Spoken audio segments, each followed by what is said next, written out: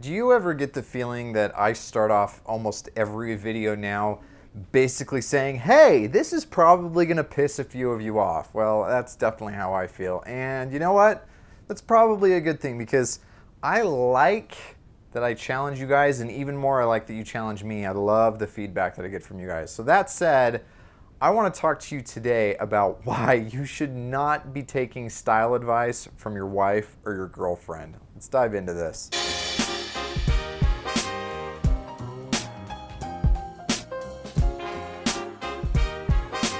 Now, I probably shouldn't have started this off by saying let's dive into this, because in order to get the context of what I'm talking about and what I'm saying, you should probably go watch this video series right here, especially the first part in which I talk about why I don't spend a whole lot of time talking about dressing in a way that's attractive to women.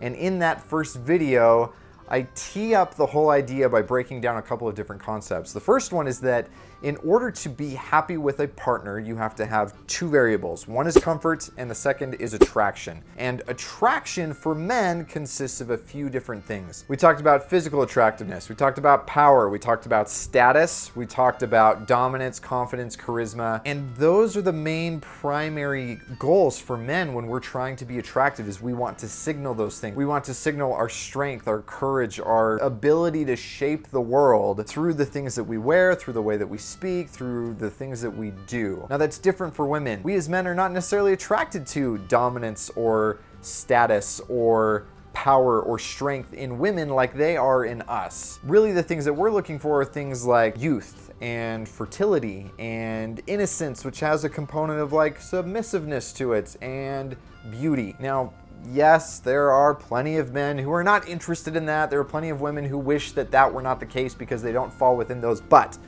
biologically and socially speaking, those are the main drivers of what make women attractive to men. That is why we can see magazines that are all full of naked or half-naked women and get really turned on, because seeing a woman's naked body or seeing a woman who is dressed in a certain way will signal those things. It will signal beauty and fertility and youth.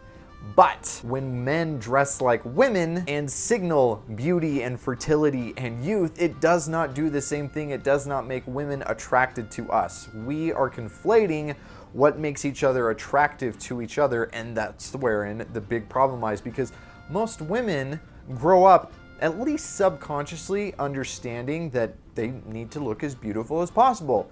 Most women want to look as beautiful as possible. They understand that that's what's going to help them get ahead in life. And so they will dress in a way that maximizes on those attractive traits about them. That's a wonderful thing. But what's so interesting is they've been ingrained with it for so long, both naturally and through the way that they're conditioned as they grow up, that they just assume that that is the way that you should dress. That these are the goals, and therefore the strategies and the tactics, there's a video that talks about that, go check that out, that should be applied are the best tactics that are going to be applicable to those goals.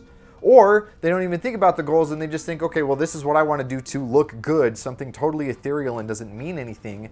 And so they say that, if I want my boyfriend or my husband to look good, then he needs to do the same thing. Now, obviously, we don't see that to its logical extreme. We don't see women telling their husbands or their boyfriends that if you want to look attractive, you need to put on makeup, or you need to wear high heels, or you need to show a little bit of cleavage. Absolutely not.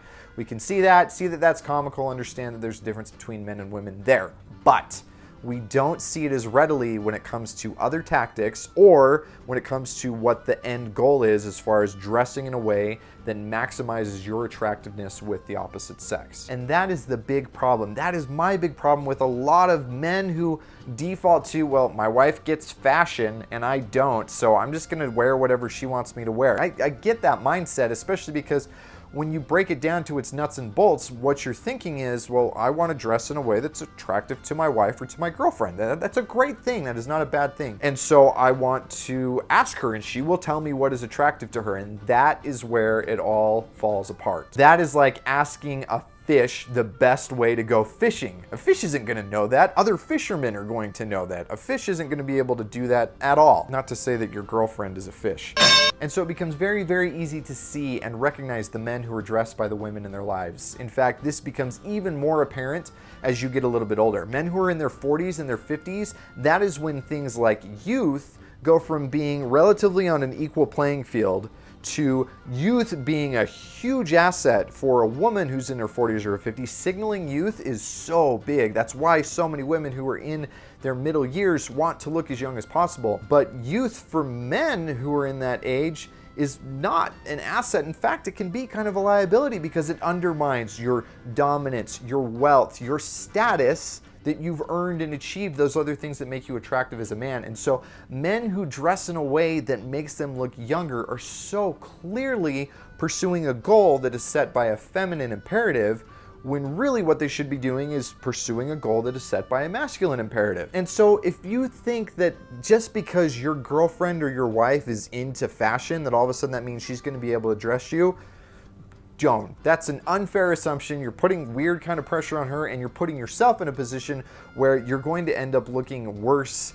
And if not worse, then at least you're just gonna look cute, and no man should look cute. Now, obviously talking about this is going to bring up other influencers, whether that's on YouTube or other places, who are women who talk about men's style. And there are plenty of them who do it right. In fact, Ashley Weston, I think, does a very good job, but she is trained and she has years of experience in this stuff, and she is able to talk about it from the perspective of understanding better what the goals of men are and then applying those tactics in order to help them reach those goals. There are others who are girlfriends or just influencers or anybody else who feel like, hey, I get fashion, so I'm gonna give mediocre advice to guys, and then all of a sudden they're gonna think that that's legitimate just because I'm a girl. And don't get me wrong, if I were a girl in that position, especially if I were a hot girl in that position, I would absolutely be leveraging my own ability and my own desirability to that same extent. But that doesn't mean that for you as a man